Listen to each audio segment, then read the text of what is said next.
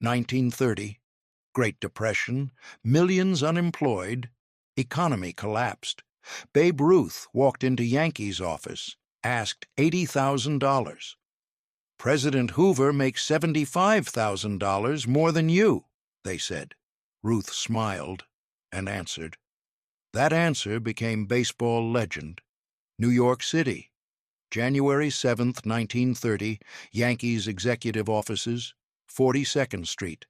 Cold winter morning, temperature 28 degrees, snow on sidewalks, bread lines forming at soup kitchens, men in worn coats standing in queues, waiting for food, waiting for work, waiting for hope that seemed never to come.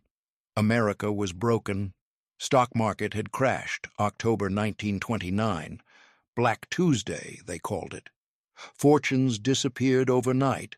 Banks failed, businesses closed, factories shut down, unemployment rising every day, 4 million Americans out of work, 4 million families struggling to survive, and number growing. Desperation everywhere. People losing homes, families splitting apart, children going hungry. This was Great Depression beginning, darkest economic period in American history. And in middle of this suffering, in middle of this national catastrophe, Babe Ruth walked into contract negotiation demanding more money than President of United States. Inside Yankees' offices, warmth from radiators, comfortable chairs, polished wood desks, windows overlooking busy Manhattan Street below. This was world separate from breadlines, separate from suffering. This was world of money and power and baseball, and sitting behind desk was Ed Barrow, Yankees general manager, business manager, man who built Yankees dynasty, brought Ruth from Boston, assembled championship teams. Barrow was tough negotiator, cold, calculating, not easily moved by sentiment or emotion. He looked at numbers, he looked at attendance figures, he looked at revenue, and he made decisions based on profit.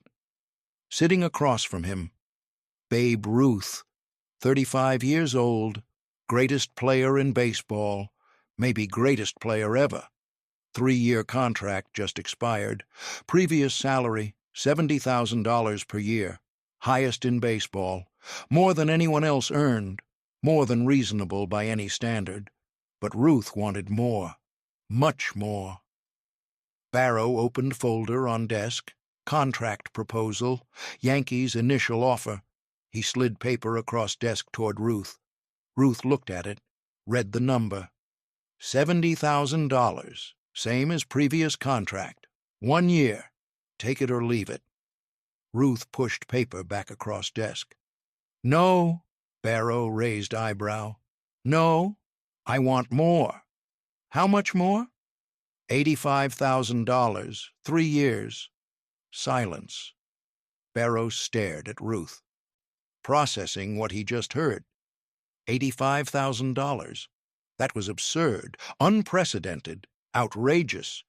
Babe, do you understand what's happening out there? Barrow gestured toward window, toward city, toward country. Stock market crashed, banks failing, people losing jobs. This is worst economic crisis in history, and you want $85,000? I want what I'm worth. Nobody is worth $85,000 right now. Nobody. I am.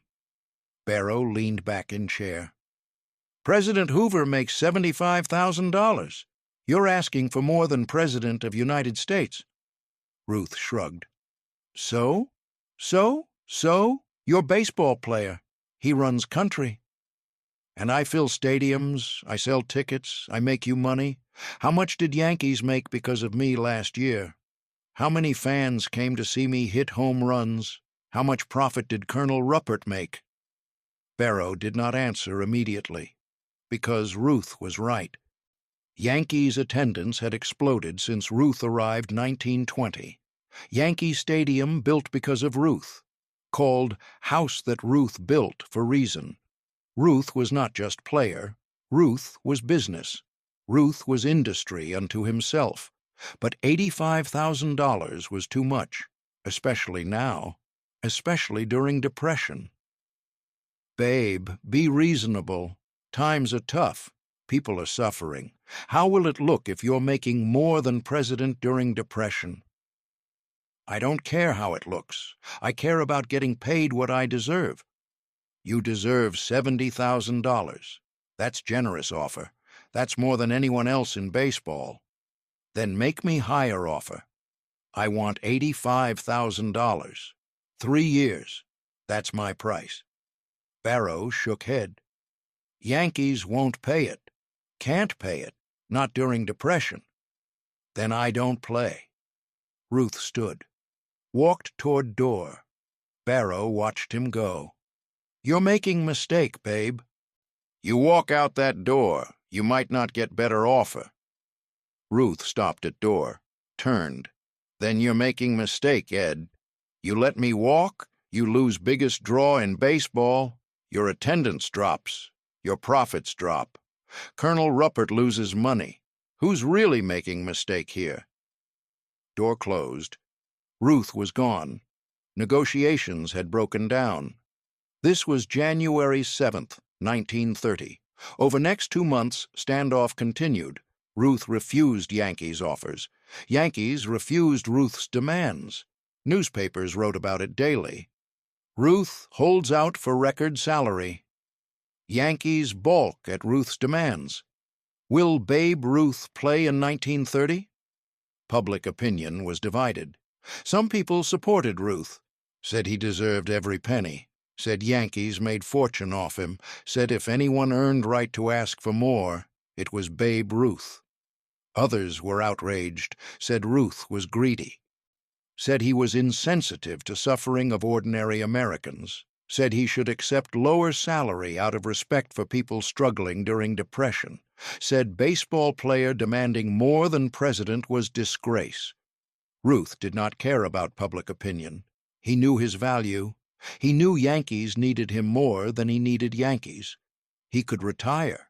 He had money saved. He had endorsement deals. He could live comfortably without baseball. But Yankees? Yankees without Ruth were just another team. Ruth made them special, made them champions, made them profitable. So Ruth waited, and Yankees realized they had no choice. February turned into March, spring training approaching. Yankees needed Ruth, needed him in lineup, needed him selling tickets, needed him hitting home runs. Colonel Ruppert, Yankees owner, got involved. Wealthy man, brewer, made fortune in beer business. He liked Ruth, appreciated what Ruth did for franchise, but he also ran business, and business was struggling during Depression. Attendance down across baseball, revenue down, teams losing money. But Ruppert knew Ruth was exception. Ruth still drew crowds. Even during Depression, people might not have money for food, but they found money to see Babe Ruth. March 7th, 1930.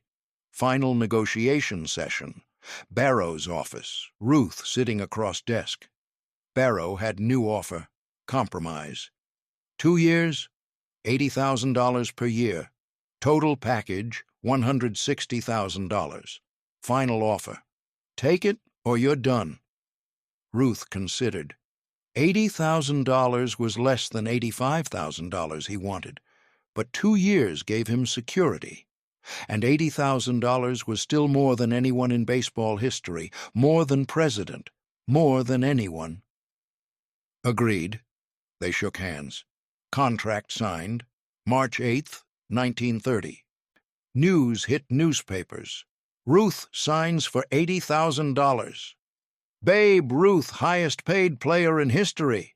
Ruth makes more than president. Reporters surrounded Ruth at spring training. Florida, warm weather, palm trees, baseball fields.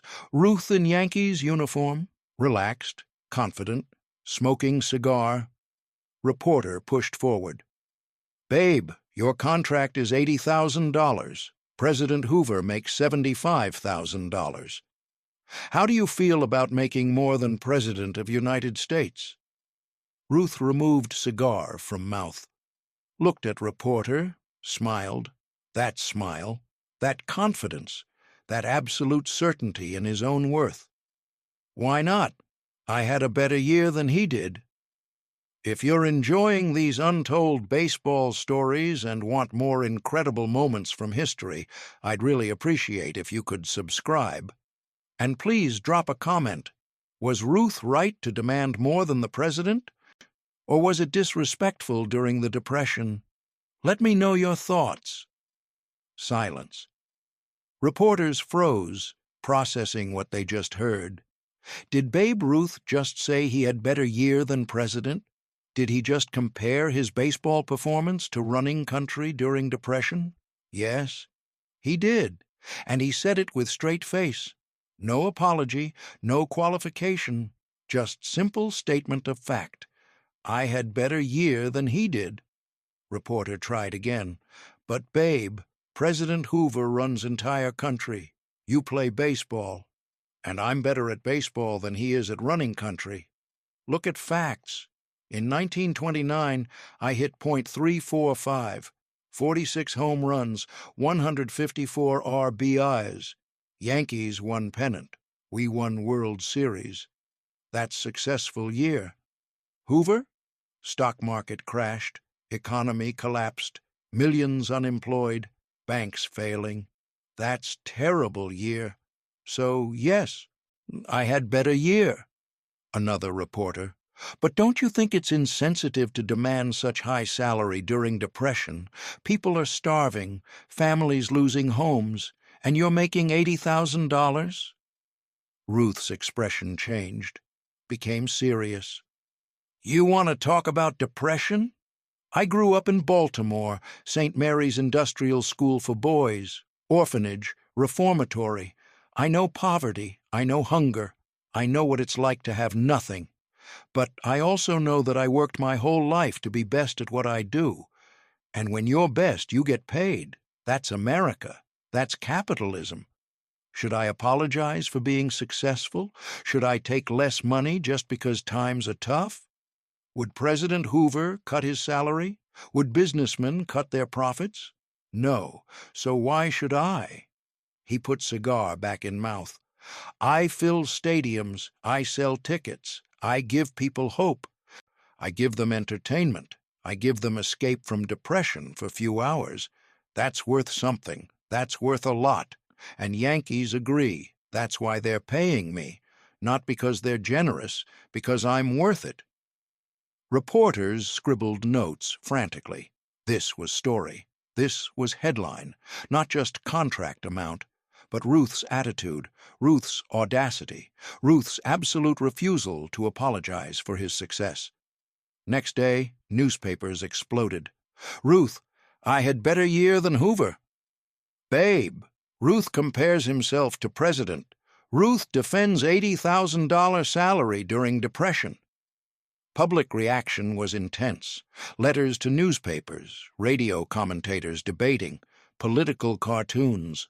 Some people loved it, said Ruth was right, said Hoover had been disaster as president, said stock market crash was Hoover's fault, said Depression was Hoover's fault.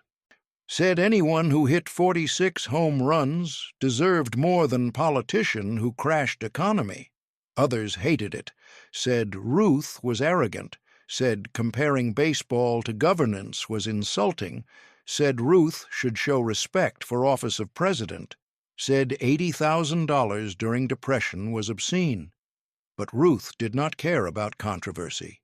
He had contract, he had his money, and he was ready to prove he was worth it. 1930 season began. April. Ruth in Yankees lineup, hitting third, same position, same power, same magic. And Ruth delivered. Not just delivered. Dominated. Opening day. April 16th, Philadelphia. Ruth hit home, run off Lefty Grove, best pitcher in American League. Ruth's shot cleared fence by 50 feet, landed in street beyond stadium. Statement. Message. I'm worth $80,000. Watch me prove it. Next game. Another home run. Then another. By May, Ruth had 12 home runs. By June, 24. By July, 35. Pitchers couldn't stop him, couldn't figure him out, couldn't find weakness. Ruth was hitting everything. Fastballs, curveballs, changeups. Didn't matter. If pitch was hittable, Ruth hit it. Hard, far, often. Fans came in droves, not just Yankees fans. Everyone. Depression was crushing America. Unemployment reaching 8 million. Soup kitchens on every corner. Families losing homes. Children hungry. But people still found way to see Babe Ruth. Saved nickels and dimes. Skipped meals. Walked miles to stadium. Because Ruth represented hope. Represented success. Represented America that still worked even when everything else had broken. In Detroit, 45,000 fans showed up. Largest crowd of season. Ruth hit 2 home runs. Standing ovation. In Cleveland, 38,000 fans. Ruth hit home run that traveled 500 feet, maybe farther. Witnesses said ball still rising when it cleared bleachers. In Chicago, Ruth faced veteran pitcher Ted Lyons, future Hall of Famer. Lyons threw Ruth his best stuff. Ruth hit 3 home runs in doubleheader. After game, Lyons told reporters, "I threw him everything I had. He hit everything I threw. That man is worth whatever they're paying him. Maybe more." Hit point .359 batting average, career high. 49 home runs, second highest total of career. Only 1927 season with 60 homers was better. 153 RBIs, led league in walks with 136. On-base percentage, .493. Slugging percentage, .732. Every statistical category proved Ruth was still greatest player alive, still worth every penny. Yankees won 86 games, finished 3rd in American League. Philadelphia Athletics won pennant. Connie Mack's team dominant. Yankees couldn't overcome them, not championship season. But Ruth's individual performance was spectacular. Awards didn't exist yet. No MVP, no All-Star game. But if they had existed, Ruth would have won everything. And most importantly, attendance. Yankees drew 1,169,230 fans at home. Only team in baseball to exceed 1 million during Depression year. Only team making money while others struggled. Cleveland finished 2nd in attendance, only 528,000, less than half of Yankees. Why? Because of Ruth. St. Louis Browns drew 152,000, barely broke even. Boston Red Sox, 444,000. Philadelphia Phillies, 299,000. Teams across baseball struggling, losing money, cutting salaries, releasing players, but Yankees thriving. And Ruth was reason. Ed Barrow, who had negotiated contract, and admitted to reporters mid-season, "Babe was right. He's worth $80,000, maybe more. Look at attendance. Look at revenue. We're making profit while every other team loses money. Ruth pays for himself 10 times over." Colonel Ruppert made best business decision of his life signing that contract. And President Hoover? 1930 was terrible year for him. Worst year of presidency. Depression worsened month by month. January, 4 million unemployed. June, 6 million. December, 8 million. No improvement, only decline. Banks continued failing. 1,300 banks closed in 1930 alone. People lost life savings overnight. Families who thought they were secure found themselves destitute. Hoovervilles appeared across country. Shanty towns where homeless families lived in makeshift shelters, cardboard boxes, scrap metal, anything they could find. Named mockingly after president who couldn't fix economy, bitterness in those names, anger, sense of betrayal. Hoover tried policies, tried solutions, none worked. He believed in limited government, believed businesses would recover on their own, believed voluntary cooperation would solve crisis. He was wrong. Businesses kept failing, workers kept losing jobs, economy kept shrinking. Hoover's approval ratings plummeted. By end of 1930, most Americans blamed him for depression, blamed him for crash, blamed him for suffering. Fair or not, Hoover became symbol of failure, symbol of government that couldn't help, symbol of leadership that had no answers. 1932. Election. Franklin Roosevelt defeated Hoover in landslide. Won 42 states. Electoral College, 472 to 59. Popular vote, 57% to 40%. Complete rejection. American people spoke clearly. Hoover had failed. By end of 1930, Hoover was least popular president in modern history. Ruth was right. He did have better year than Hoover, and numbers proved it. Years later, quote became legendary. "I had a better year than he did." It captured Ruth's personality perfectly, his confidence, his audacity, his refusal to accept limits. But it also captured moment in American history, moment when depression was crushing millions, when hope seemed lost, when future looked dark. And Ruth represented something different. He represented success. He represented entertainment. He represented possibility that even in terrible times, someone could still be great, still be worth watching, still be worth paying to see. Some historians question if Ruth actually said those exact words. First documented source appeared 1947 in biography by Tom Meany. That's 17 years after event. No newspaper from 1930 quoted exact phrase. Some versions say, "What the hell has Hoover got to do with it? Besides, I had better year." Other versions say, "Why not? I had better year than he did." Exact wording unclear, but sentiment is consistent across all accounts. Ruth compared himself to Hoover. Ruth claimed he had better year. Ruth defended his salary without apology. Whether exact quote is accurate or not, story became part of baseball mythology, part of Ruth mythology, because it fit who he was. Ruth never apologized for being Ruth, never pretended to be humble, never accepted limitations. He was greatest player alive. He knew it, and he made sure everyone else knew it too. Unquote also revealed truth about American values during Depression. People were angry at Hoover, blamed him for crash, blamed him for unemployment, blamed him for suffering. So when Ruth said he had better year than Hoover, many people agreed. They might not have agreed that baseball players should make more than president, but they agreed that Hoover had failed, and Ruth had succeeded. In that context, Ruth's arrogance became refreshing, his confidence became inspiring, his success became hope. Contract negotiations also set precedent.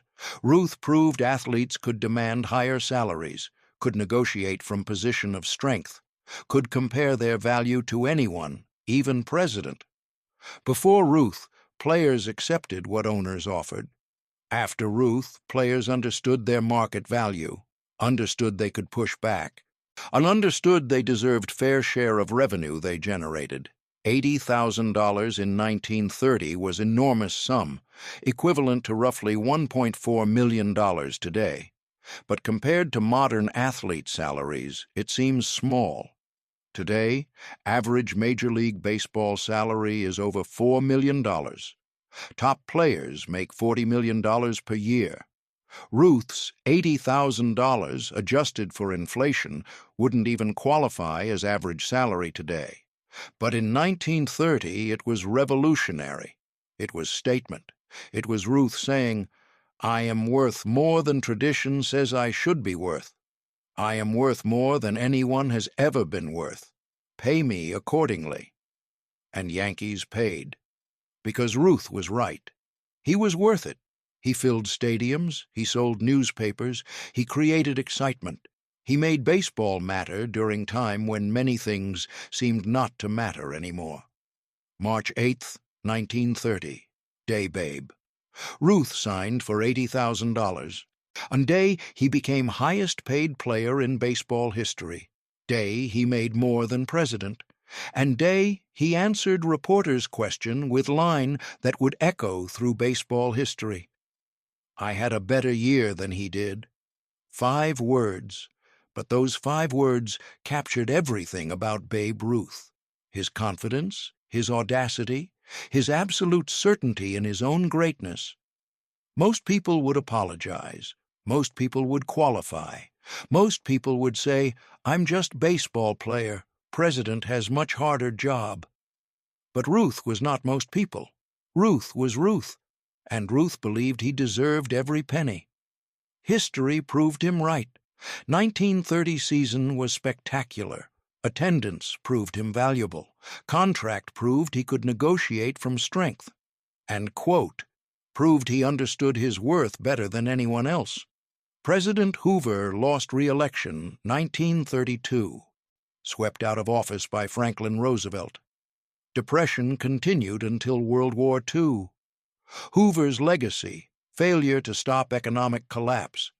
Babe Ruth retired 1935, 714 home runs, 342 lifetime batting average, multiple championships. Ruth's legacy, greatest player who ever lived. Who had better year in 1930? Ruth did, and he knew it, and he made sure everyone else knew it too. That's what made Ruth special. Not just talent, not just home runs, but absolute confidence that he was worth whatever he said he was worth. During Depression, when millions doubted themselves, doubted future, doubted America, Ruth never doubted Ruth, and people loved him for it. They needed someone who believed in himself even when they couldn't believe in anything. They needed someone who succeeded when everyone else was failing. They needed someone who hit home runs when everything else was striking out. Ruth gave them that. Ruth gave them hope. Ruth gave them entertainment. Ruth gave them escape. And for that, he deserved $80,000. He deserved more than president. He deserved whatever he could negotiate. I had a better year than he did. Truth spoken plainly, confidence expressed without apology. Legend created with 5 simple words. That was Babe Ruth. That was 1930. That was moment when baseball player proved he was worth more than president. And nobody could argue, because Ruth backed it up, with hits, with home runs, with attendance, with results. Ruth had better year, and everyone knew it.